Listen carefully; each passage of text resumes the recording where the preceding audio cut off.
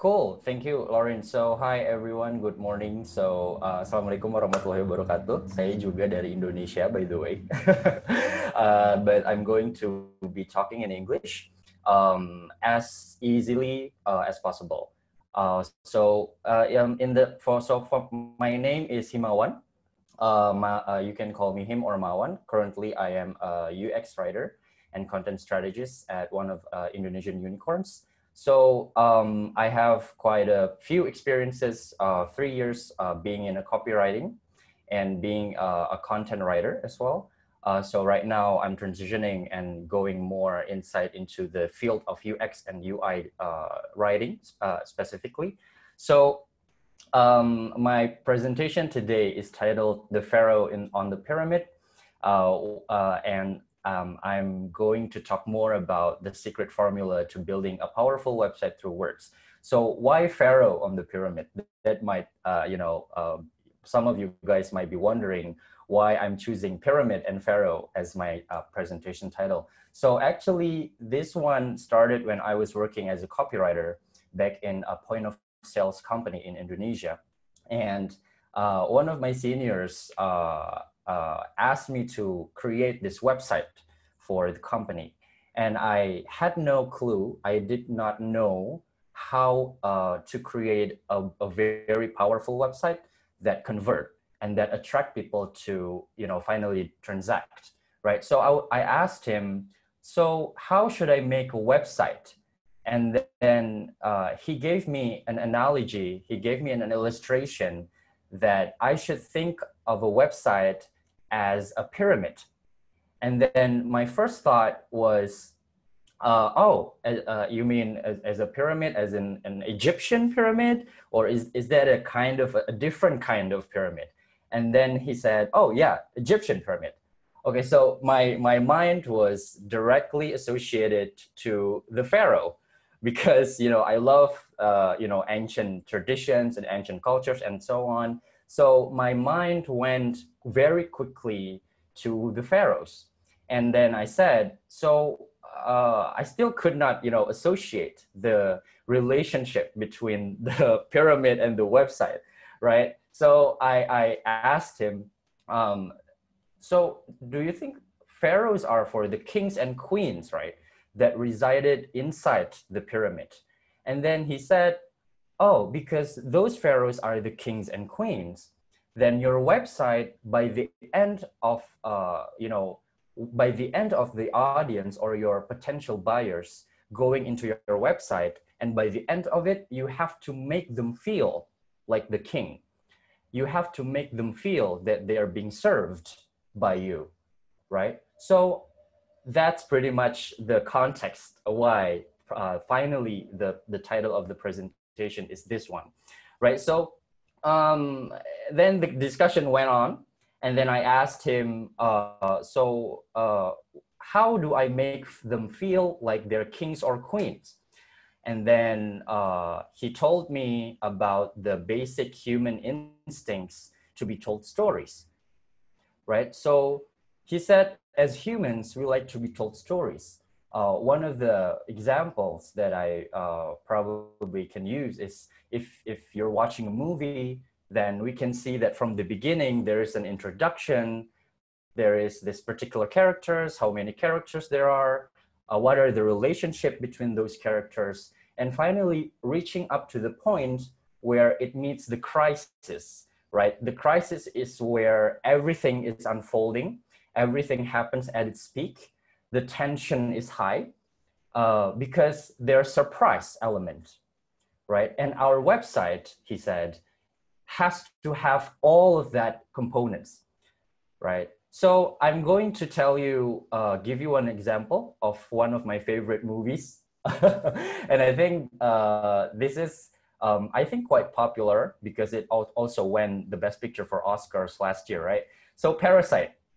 Parasite, I'm not sure if all of you have seen the movie, but if you haven't, then I'm sorry because I'm going to spoil some plot twists here. So these four people, this is a family, right? This one poor family is infiltrating a very wealthy family so that they can work for them, right?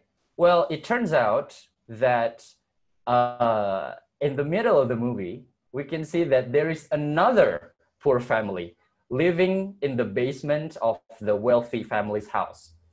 So we got surprised. The tension is high. The competition is getting tougher because we want to, we want to somehow at one point want to support this family, but at another point we also want to support that family, the another family that lives on the basement, right? But my what is it? My support is leaning toward more of this family because I know the story. I know what they've been through. I know before they work for the rich family, what are they working, so where they lived in, and I know all those. We are already introduced by that stuff in the beginning. So imagine that without all of that, without all of the introduction, it would have, oh, sorry. So imagine that this film has no introduction whatsoever. We don't know the characters. We don't know their names. We don't know where they lived. It would have left too many questions, right? So by the time we find that there is another poor family living on the basement, we will ask too many questions because so many elements have not been answered in the first place. So I think I want to pick up some lines from Natasha just now about information overload. Every day we are bombarded with stories. We see people sharing their food on Instagram. We see people sharing their, going to attend events or going to, some kind of destinations for holiday. We see that all day, particularly before this pandemic is going on. We see even more of it. So according to Nielsen Norman Group, 51% of Indonesians are consuming new content every single day from their gadget. And this number exceeds Philippines, which is the second most populated country in Southeast Asia. So in this information overload era, how are we going to take the 51% of the Indonesian population to believe our story, to want to transact to our website, and to finally buy our product, right? So one of the things that we should ask ourselves if we are about to make content on the website is to narrate your story on the website. And one of the components, the main components from your website, and to get people know that you're telling a story is through words, right? So these are the three ways that you can narrate your website stories. So the first one would be to write in simple words. You need to find out what the audience is speaking, who are they speaking to, what are the words like, and so on. And the second one is to use bullet points, right? So instead of using long chunks of text, you can make snippets. You can make shorter paragraphs and sentences.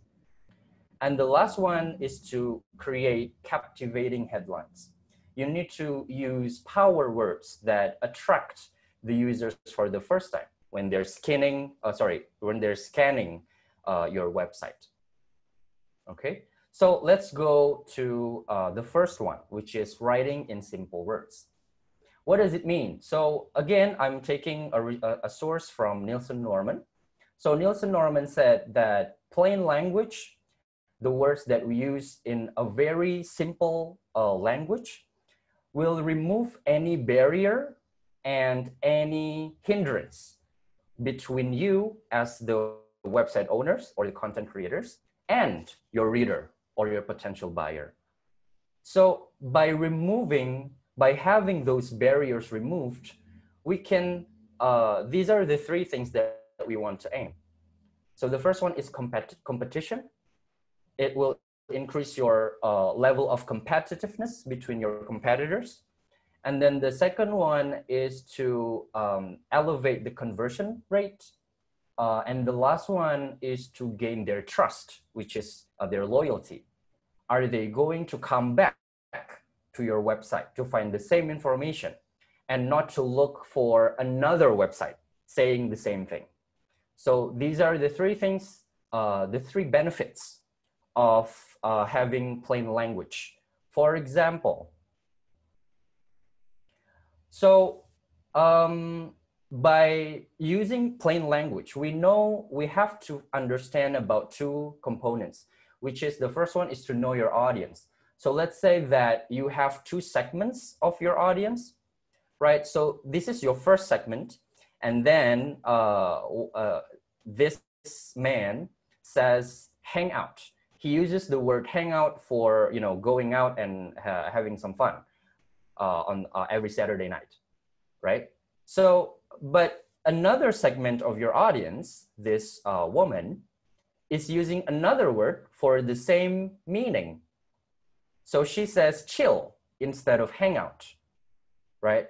So when you have these two segmentations, what you have to identify is what is the majority of your audience? What is the most dominant segmentation? And what do they say? How they're saying it? What are the words, right? So let's say that if most of your audience is using this word, then this means that you need to consider using this word for your website, because they will be, you know, it will be relevant, more relevant for the audience. And they will feel that, oh, this website is using how I speak. So this website is, it's like talking to a friend, because the word is there, right? And the second one, to, you know, make a simple language, is to use short sentences. So for example, this is your website is selling a wallet, right? And this is the Jumbotron. This is the main, the heading. And then instead of, you know, using questions, for example, such as this, and we can see that the space is taken quite a lot here. And I think it's dominates the rest of the content here, apart from the visuals. Instead of, you know, writing these, we can opt out to write a shorter sentence, such as this: slim your wallet, basically meaning the same thing, right? And it has also, it doesn't leave to the audience as in this question does, but it gives a statement. It is an imperative statement, right? So it's more powerful as well. Now, the second one is to use bullet points.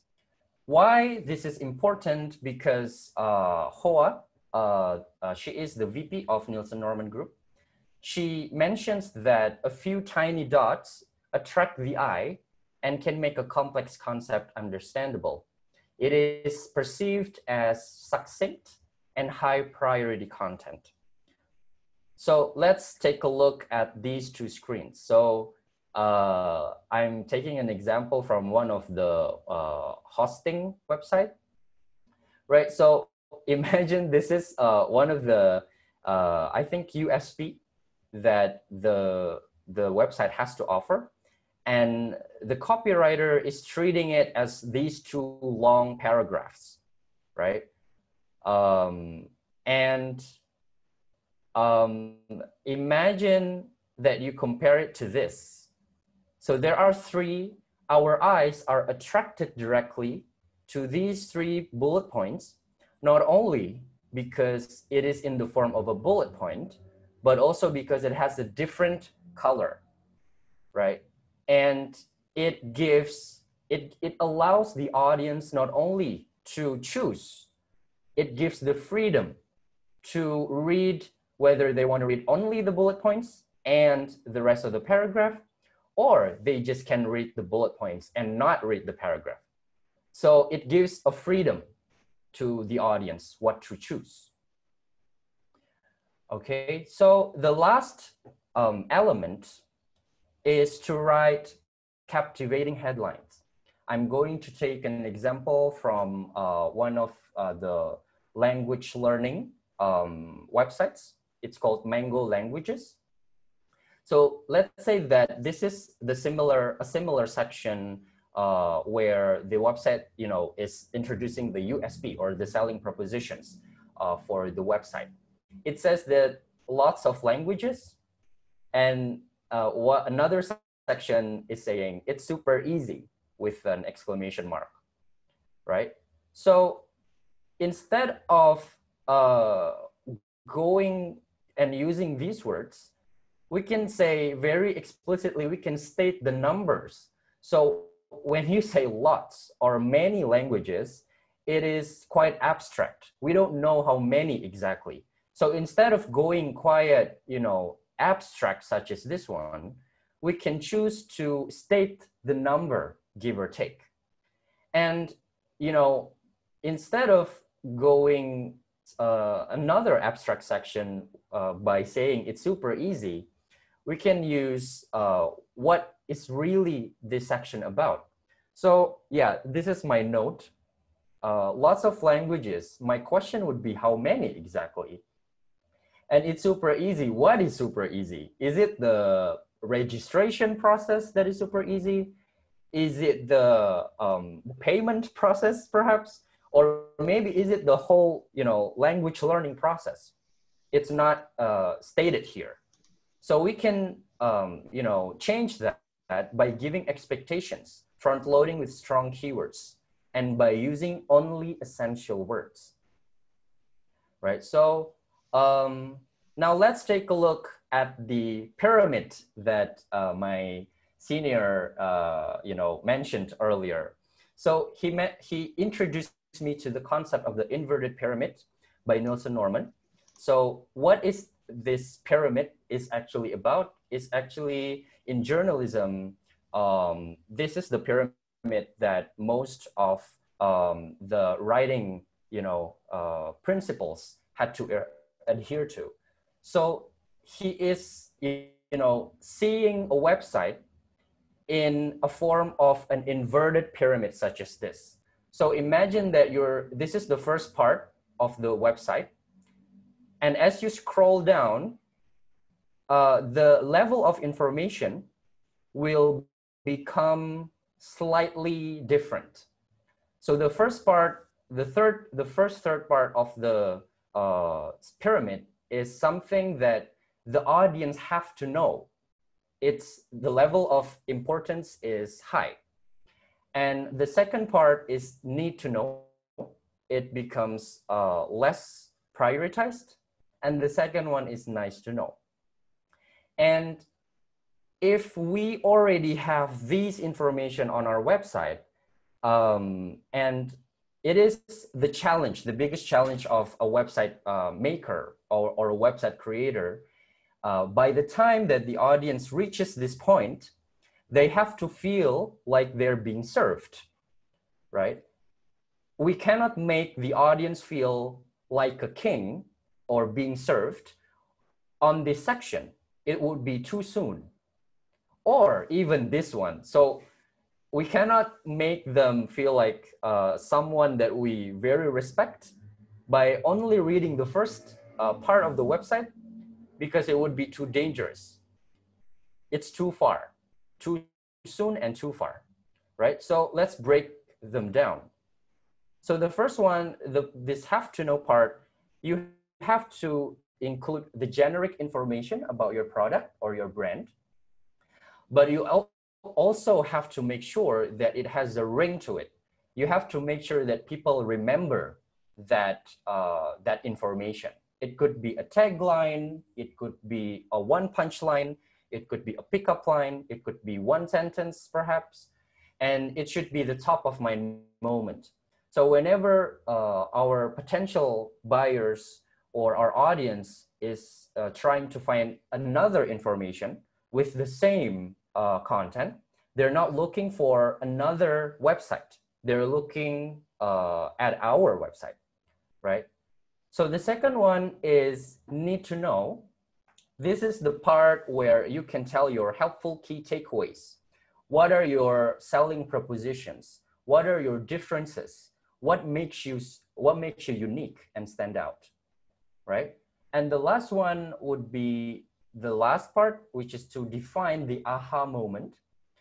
And you need to make callbacks. What does it mean by callback? It means that whatever word that you already used in the first and second part should be repeated on this part as well. This one, another one is to provide help for questions. So don't leave your audience, confused. All right, so I already know what I should know. And then I already find out what's the USP. And I already, I love the product already, and I want to buy it immediately. Then where can I go to? Right? So you have to provide this information as well. For example, I'm going to take an example from Square. So this is a credit card reader. Let's say this is the headline, the heading, the first part that appears on the top of the website. And as we scroll down, oh, sorry, this is loading.